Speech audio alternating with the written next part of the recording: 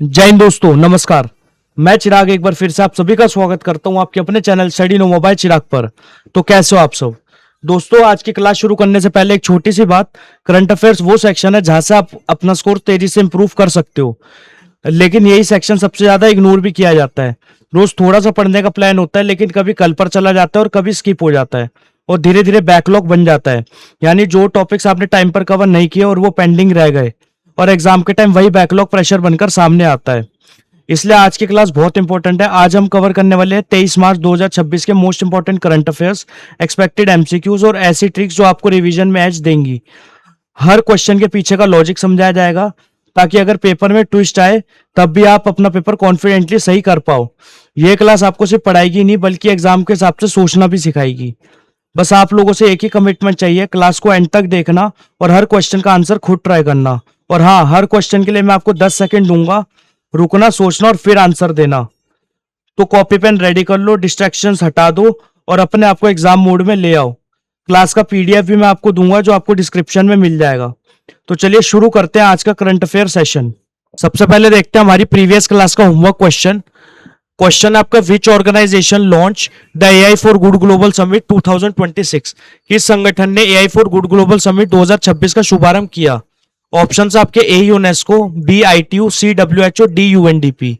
आपके पास 10 सेकंड है, इसका आंसर करिए।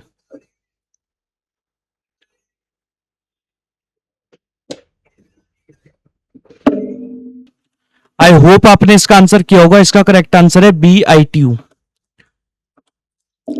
अब इसकी डेफिनेशन देखते हैं। सबसे पहले आईटीयू की फुल फॉर्म है इंटरनेशनल टेलीकम्युनिकेशन यूनियन। आईटीयू एक यूएन की स्पेशलाइज्ड एजेंसी है जो दुनिया भर में टेलीकम्युनिकेशन और डिजिटल कम्युनिकेशन सिस्टम्स को रेगुलेट और मैनेज करती है। अगर इसकी फुल फॉर्म देखें तो इंटरनेशनल टेलीकम्युनिकेशन यूनियन, ये स्टैब्लिश हुई थी 1865। इसका हेडक्वार्टर है जेनेवा, स्विट्जरलैंड में। ये एक यूएन स्पेशलाइज्ड एजेंसी है। आईटीयू ग्लोबल लेवल पर telecom and ICT, information and communication technology को रेगुलेट करता है। यह इंश्योर करता है कि दुनिया भर में कम्युनिकेशन स्मूथली चले। इसके मेंबर्स की बात करें तो इसके 190 प्लस कंट्रीज मेंबर्स हैं। अगर इसके रोल देखें तो इसका काम है रेडियो स्पेक्ट्रम को मैनेज करना, सैटेलाइट ऑर्बिट एलोकेशन और इंटरनेट कोऑर्डिनेशन। अब हम बात करते हैं AI for good global summit की। देखिए, international telecommunication union ITU launch the AI for good global summit 2026। अब बात करते हैं what is AI for good global summit. It is a global platform to discuss how artificial intelligence can solve world problems. देखिए, ये एक international summit है जहां expert, scientist और पॉलिसी मेकर डिस्कस करते हैं कि आर्टिफिशियल इंटेलिजेंस को सोसाइटी के बेनिफिट के लिए कैसे यूज किया जा सकता है। अगर बात करें इसके फोकस एरियाज की, the summit focuses on health care, climate change, education and sustainable development. देखिए, इस समिट में एआई का use health care improvement, climate change solution, education system और सस्टेनेबल डेवलपमेंट जैसे एरियाज में डिस्कस किया जाता है। अगर इसकी इंपॉर्टेंस की बात करें, it encourages innovation and responsible use of AI for global development. यह समिट प्रमोट करता है कि एआई टेक्नोलॉजी को रिस्पॉन्सिबल और एथिकल वे में यूज किया जाए। इसका गोल है एआई को ग्लोबल प्रॉब्लम सॉल्व करने के लिए यूज करना। अब हम देखते हैं question number 1। Which country honoured PM Narendra Modi with the speaker of the Knesset medal in February 2026? फरवरी 2026 में किस देश ने प्रधानमंत्री नरेंद्र मोदी को speaker of the Knesset medal से सम्मानित किया? A USA, B France, C Israel, D Germany. अगर आपको इसका आंसर आता है तो आंसर करिए। आपके पास 10 सेकंड है।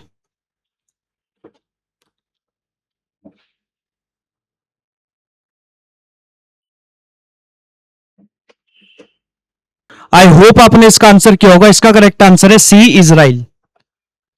अब कुछ इंपॉर्टेंट पॉइंट्स की बात करते हैं। पीएम मोदी को 25 फरवरी 2026 को इजराइल विजिट के दौरान ऑनर किया गया। यह एक हिस्टोरिक डिप्लोमेटिक मूवमेंट था, क्योंकि इस विजिट का main M India Israel partnership को और स्ट्रेंथन करना था। अगर अवार्ड की बात करें, speaker of the Knesset medal Israel का हाईएस्ट पार्लियामेंट्री ऑनर है। देखिए, यह मेडल इजराइल की पार्लियामेंट का हाईएस्ट पार्लियामेंट्री ऑनर है जो किसी लीडर को दिया जाता है। इसका मेन पर्पस होता है उन लोगों को रिकॉग्नाइज करना जिन्होंने इजराइल के लिए इंपॉर्टेंट कॉन्ट्रीब्यूशंस किए हों। अगर बात करें नेसेट की, नेसेट का मतलब होता है parliament of Israel. Knesset Israel की लॉ मेकिंग बॉडी है, बिल्कुल इंडिया की पार्लियामेंट की तरह। यही वो जगह है जहां नेशनल पॉलिसीज और लॉज डिसाइड होते हैं। अगर बात करें मोदी इस मेडल के फर्स्ट रेसिपिएंट बने, देखिए ये मेडल 2026 में इंट्रोड्यूस हुआ और पीएम मोदी इसके पहले रेसिपिएंट बने, जो इस अवार्ड की इंपॉर्टेंस को और भी बढ़ा देता है। अगर बात करें, अवार्ड दिया गया इंडिया इजराइल रिलेशन स्ट्रेंथन करने के लिए। देखिए इसराइल ने ये अवार्ड मोदी को दिया क्योंकि उन्होंने इंडिया और इसराइल के बीच रिलेशंस को काफी स्ट्रांग बनाया। स्ट्रेटेजिक कोऑपरेशन, डिप्लोमेसी और ट्रस्ट दोनों कंट्रीज के बीच में काफी इंक्रीज हुए हैं। विजिट के दौरान पीएम मोदी ने नेसेट को एड्रेस भी किया। देखिए पीएम मोदी ने इजराइल की पार्लियामेंट नेसेट में स्पीच भी दी, जो एक हिस्टोरिक इवेंट था। इस स्पीच में उन्होंने फ्रेंडशिप, पार्टनरशिप और कोऑपरेशन पर फोकस किया। अगर इंडिया इजराइल की रिलेशंस के फोकस की बात करें तो डिफेंस, टेक्नोलॉजी, स्ट्रेटेजिक कोऑपरेशन। देखिए इंडिया और इजराइल के relations mainly defence, advance technology, strategic partnership पर बेस्ड हैं। दोनों कंट्रीज मिलकर सिक्योरिटी और इनोवेशन एरियाज में काम कर रही है। क्वेश्चन नंबर 2 की बात करते हैं। India first national counter terrorism policy launched in 2026 is called. 2026 में शुरू की गई भारत की पहली राष्ट्रीय आतंकवादी रोधी नीति का क्या नाम है? ए सुरक्षा, बी रक्षक, सी प्रहार, डी शक्ति। आपके पास 10 सेकेंड्स है, जल्दी से इसका आंसर करिए।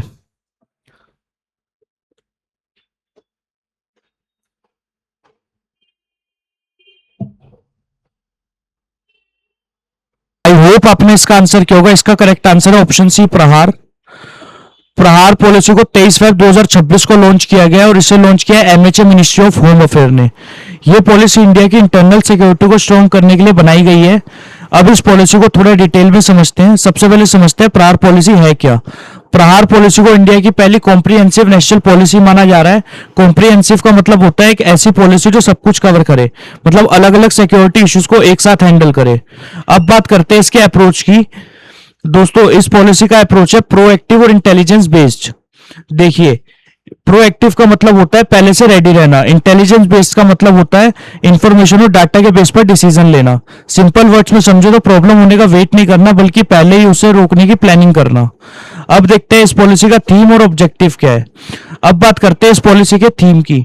इस पॉलिसी का थीम है जीरो टॉलरेंस, मतलब किसी भी क्राइम या थ्रेट को बिल्कुल भी बर्दाश्त नहीं किया जाएगा। इसके 3 मेन ऑब्जेक्टिव्स हैं, prevention, response and coordination. Prevention problem होने से पहले रोकना, रिस्पांस तुरंत एक्शन लेना और कोऑर्डिनेशन सब एजेंसीज मिलकर काम करें। अगर क्वेश्चन नंबर 2 क्लियर है तो आगे बढ़ते हैं क्वेश्चन नंबर 3 की तरफ। क्वेश्चन नंबर 3 देखते हैं। Union budget 2026-27 was presented by which union finance minister. केंद्रीय बजट 2026-27 किस केंद्रीय वित्त मंत्री द्वारा प्रस्तुत किया गया था? ऑप्शन है आपके ए राजनाथ सिंह, बी निर्मला सीतारमन, सी पीयूष गोयल, डी अमित शाह। आपके पास 10 सेकंड है, सोचिए और इसका आंसर करिए।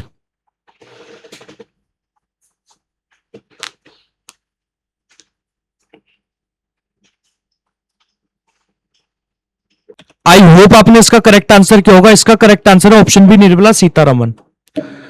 निर्मला सीतारमन इंडिया की यूनियन फाइनेंस मिनिस्टर है और इन्होंने यूनियन बजट 2026-27 प्रेजेंट किया है। सबसे पहले समझते हैं बजट होता क्या है। यूनियन बजट एक एनुअल फाइनेंशियल प्लान है जिसमें गवर्नमेंट बताती है कितना पैसा अर्न करेगी और कहां खर्च करेगी। यह बजट पार्लियामेंट में प्रेजेंट होता है, लोकसभा में।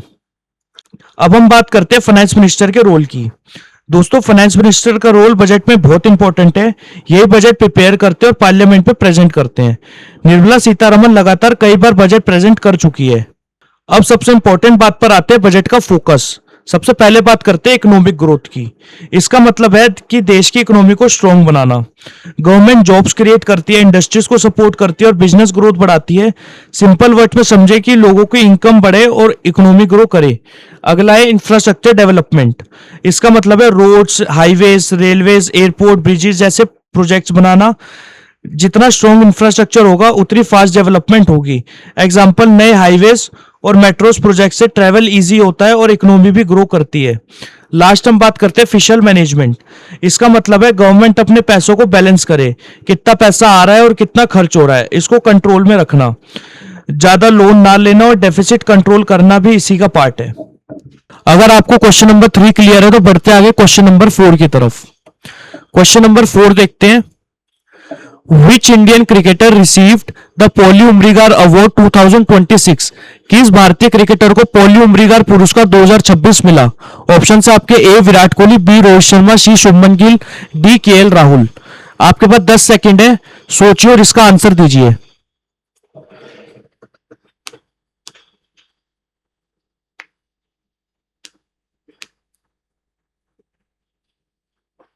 आई होप आपने इस क्वेश्चन का करेक्ट आंसर किया होगा।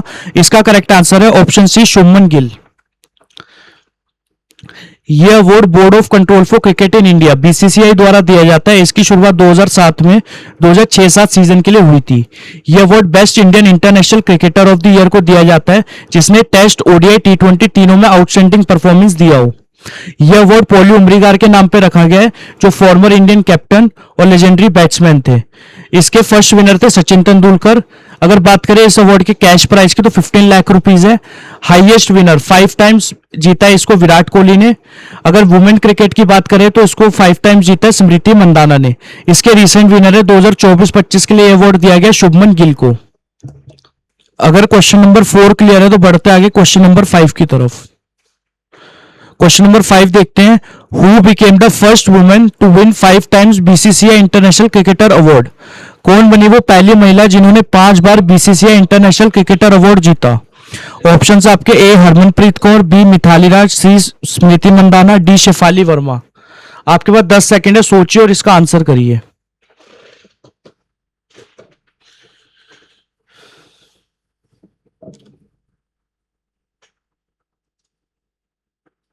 आई होप आपने इसका आंसर किया होगा। इस क्वेश्चन का करेक्ट आंसर है ऑप्शन सी स्मृति मंदाना। स्मृति मंदाना फर्स्ट फीमेल क्रिकेटर है जिन्होंने ये अवार्ड 5 टाइम्स जीता। ये अवार्ड दिया जाता है बीसीसीआई द्वारा, board of control for cricket in India. अगर बात करें तो ये अवार्ड बेस्ट इंटरनेशनल परफॉर्मेंस के लिए दिया जाता है। ये स्पेसिफिकली वुमेन क्रिकेटर्स के लिए कैटेगरी है। इसमें इंडियन वुमेन्स टीम की प्लेयर्स को उनके इंटरनेशनल परफॉर्मेंस के लिए अवार्ड दिया जाता है। अगर क्वेश्चन नंबर 5 क्लियर है तो आगे बढ़ते हैं क्वेश्चन नंबर 6 की तरफ। क्वेश्चन नंबर 6 देखते हैं। What is the name of the India-US Joint Special Forces exercise whose 16th edition was conducted from 24th Feb to 16th March 2026 at the Special Forces Training School, बकलो, Himachal Pradesh? Bharat America संयुक्त विशेष बल अभ्यास का क्या नाम है जिसका 16वां संस्करण 24 फरवरी से 16 मार्च 2026 तक विशेष बल परीक्षण स्कूल बकलो, हिमाचल प्रदेश में आयोजित किया गया था? ऑप्शन है आपके ए युद्धाभ्यास, बी मालाबार, सी वज्र प्रहार, डी टाइगर ट्रिम्फ। आपके पास 10 सेकंड है, सोचिए और इसका आंसर करिए।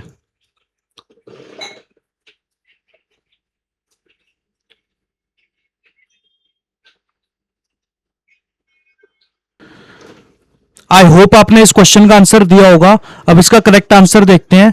तो इस क्वेश्चन का करेक्ट आंसर है ऑप्शन सी वज्र प्रहार। वज्र प्रहार एक ज्वाइंट मिलिट्री एक्सरसाइज है जो इंडिया और यूएस के बीच होती है। इसमें दो देशों की स्पेशल फोर्सेस पार्टिसिपेट करती हैं। अगर बात करें इसके फोकस की तो counter terrorism and special operations. देखिए इस एक्सरसाइज का मेन फोकस है एंटी टेरर ऑपरेशंस पर होता है। स्पेशल फोर्सेस को होस्टेज रेस्क्यू और अर्बन वेलफेयर जैसे सिनेरियोज की ट्रेनिंग दी जाती है। अगर एम की बात करें तो इंटेरोपेरेबिलिटी एंड कोऑर्डिनेशन। इसका एम है कि इंडिया और US forces better coordination develop करे। इंटेरोपेरेबिलिटी का मतलब है कि एक साथ एफिशिएंटली काम करना। सबसे पहले कंडक्ट हुई थी 2010 में। ऑल्टरनेट होस्टिंग की बात करें तो इंडिया एंड यूएस, ये एक्सरसाइज इंडिया और यूएस के बीच ऑल्टरनेट होस्ट होती है। इसका 16th एडिशन हुआ है 2026 बकलो में। ये एक्सरसाइज लगभग 3 हफ्ते तक चली है, 24 फेब से लेकर के 16 मार्च 2026 तक। अगर आपको क्वेश्चन नंबर 6 क्लियर हुआ हो तो आगे बढ़ते क्वेश्चन नंबर 7 की तरफ। क्वेश्चन नंबर 7 देखते हैं। The 7th edition of the joint military exercise Dharma guardian from 24th Feb 2026 to 9th March 2026 is held between India and which country? संयुक्त सैन्य अभ्यास धर्मा गार्जियन का 7वां संस्करण 24 फरवरी 2026 से 9 मार्च 2026 तक भारत और किस देश के बीच आयोजित किया जाता है? अगर बात करें ऑप्शन सी, ऑप्शन ए आपका Australia, option B United States, option C Japan, option D France. आपके पास 10 सेकंड है, सोचिए और इसका आंसर करिए।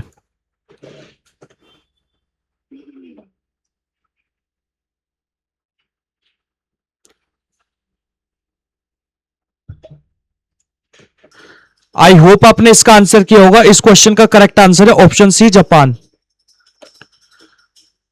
अब देखते हैं इंडिया जापान ज्वाइंट एक्सरसाइज के बारे में। Dharma guardian is conducted between India and Japan. Dharma guardian एक ज्वाइंट मिलिट्री एक्सरसाइज है जो इंडिया और जापान के बीच होती है। अगर इसमें पार्टिसिपेटिंग फोर्सेस की बात करें, it involves the Indian army and the Japan ground self defence force, JGSDF. इसमें इंडियन आर्मी और Japan ground self defence force, JGSDF participate करती है।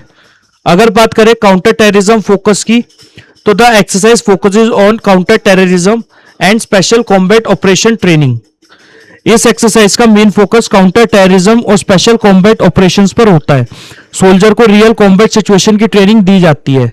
अगर बात करें डिफेंस कोऑपरेशन की, it enhances coordination and strength defence relation between both countries. यह exercise दोनों देशों के बीच कोऑर्डिनेशन को स्ट्रॉन्ग करती है, साथ ही डिफेंस रिलेशन को भी मजबूत बनाती है। इसका 7th एडिशन 2026 में हुआ। The 7th edition of this exercise was conducted in 2026। अगर इस एक्सरसाइज की ड्यूरेशन की बात करें, यह एक्सरसाइज 24 फेब से लेकर के 9 मार्च तक चली। अगर आपको क्वेश्चन नंबर 7 क्लियर हो गया हो तो आगे बढ़ते हैं क्वेश्चन नंबर 8 की तरफ।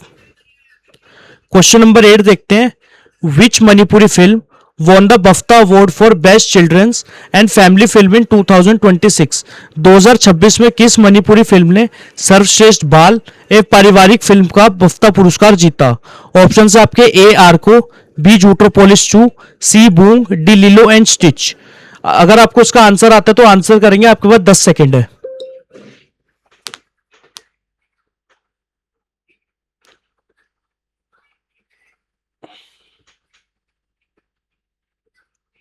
आई होप आपने इसका करेक्ट आंसर क्या होगा। इस क्वेश्चन का करेक्ट आंसर है ऑप्शन सी, बूंग। बफ्ता की फुल फॉर्म है British academy of film and television arts. अगर बात करें, यह दुनिया का सबसे प्रेस्टिजियस फिल्म अवार्ड में से एक है। Boong is a Manipuri film language from India. Boong एक मणिपुरी फिल्म है जो इंडिया से बिलोंग करती है। इस फिल्म ने 2026 में बफ्ता अवार्ड जीता। यह इंटरनेशनल लेवल पर एक बहुत बड़ी अचीवमेंट है।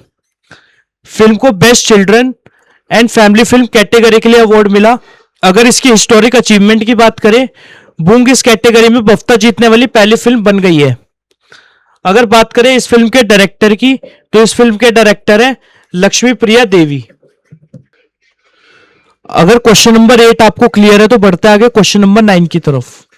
क्वेश्चन नंबर 9 देखते हैं। India first NaMo Bharat regional rapid transit system RRTS which was flagged off by Prime Minister Narendra Modi in February 2026 connects which of the following cities? Bharat की पहली नमो Bharat regional rapid transit system RRTS, जिसे फरवरी 2026 में प्रधानमंत्री नरेंद्र मोदी ने हरी झंडी दिखाई थी, निम्नलिखित में से किन शहरों को जोड़ती है? A Delhi to Panipat, B Delhi Meerut, C Delhi Alwar, D Delhi Sonipat. आपके पास 10 सेकेंड है, सोचिए और इसका आंसर करिए।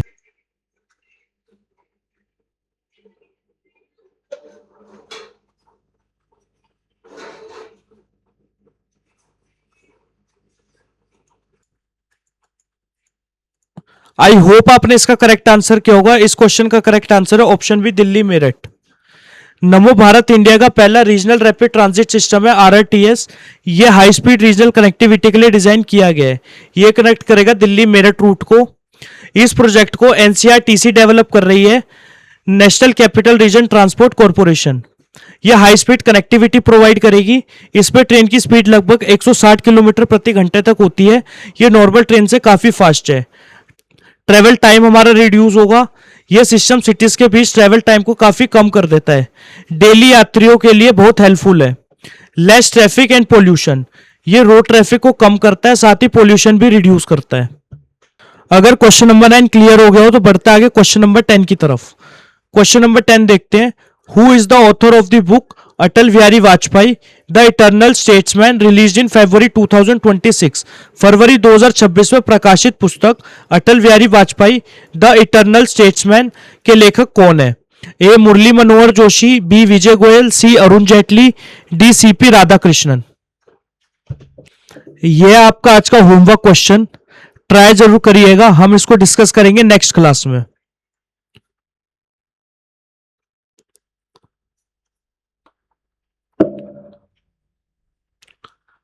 तो दोस्तों आज की करंट अफेयर क्लास में इतना ही।